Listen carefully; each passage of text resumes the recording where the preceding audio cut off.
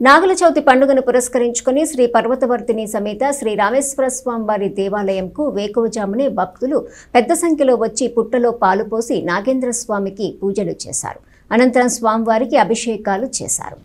స్థానిక గంగానమ్మపేటలోని శ్రీ పర్వతవర్తిని సమేత రామేశ్వర స్వామివారి దేవస్థానంలో నాగుల చవితి పండుగను పురస్కరించుకుని తెల్లవారుజామునే భక్తులు పెద్ద సంఖ్యలో వచ్చి పుట్టలో చలివిడి వడపప్పు పానకంతో పాటు పాలు కలిపి పుట్టలో పోశారు. తదనంతరము పుట్ట వద్ద పూజలు చేశారు. కుటుంబం సుఖ సంతోషాలతో ఉండాలని, సర్పదోషాలు తొలగాలని కోరుకుంటూ భక్తి శ్రద్ధలతో పూజలు చేశారు. తదనంతరం స్వామివారికి అభిషేకాలు చేశారు. ఈ సందర్భంగా ఆలయ ఈవో రమణకుమారి మాట్లాడుతూ నాగుల చవితి పండుగను పురస్కరించుకొని భక్తులకు ఎలాంటి అసౌకర్యం కలగకుండా ఏర్పాట్లు చేశామని చెప్పారు. అలాగే కార్తీక మాసంలో వచ్చే ప్రతి సోమవారం నాడు కూడా ఉదయం 5 గంటల నుండి రాత్రి 9 గంటల వరకు గుడి తలుపులు తెరిచే ఉంటాయని, భక్తులు వారి వారి సమయాలకు అనుగుణంగా వచ్చి స్వామివార్లకు అభిషేకాలు చేయించుకోవచ్చునని చెప్పారు.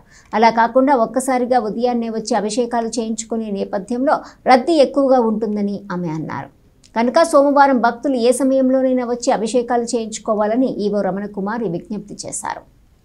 దేవాదాయ ధర్మాదాయ శాఖ శ్రీ పర్వతవర్ధిని సమేత శ్రీ రామేశ్వర స్వామి దేవస్థానంను ఈరోజు నాగుల చవితిని పురస్కరించుకొని ఉదయం నుంచి కూడా అధిక సంఖ్యలో భక్తులు విచ్చేసి పుట్టలో పాలు పోయటం జరుగుతుంది. తదుపరి స్వామి వారికి అభిషేకం నిర్వహించడం జరుగుతుంది. 6 గంటలకి స్వామివారికి పంచహారతులు కూడా ఇవ్వటం జరిగింది. అదేవిధంగా రాబోయేటువంటి 4 సోమవారాలు కూడా భక్తులందరికీ ఒక ముఖ్య గమనిక.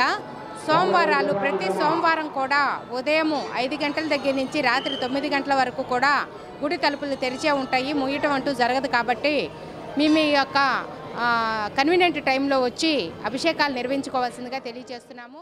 గంగాపర్వతవర్తిని సమేత రామేశ్వర స్వామివారి దేవస్థానంలో ఈరోజు నాగుల చవితి సందర్భంగా తెల్లవారుజామునే భక్తులు 3 గంటల నుంచి అత్యంత భక్తి శ్రద్ధలతో వారి వారి నివేదనలు కొనసాగించుకుంటున్నారు. అలాగే పుట్ట వద్ద చలివిడి, బెల్లం, వడపప్పు ఇట్లాంటివి నివేదన చేసి వారి నాగేంద్ర స్వామి వారు ఉన్న భక్తిని కొనసాగించుకుంటూ ఉంటున్నారు. అలాగే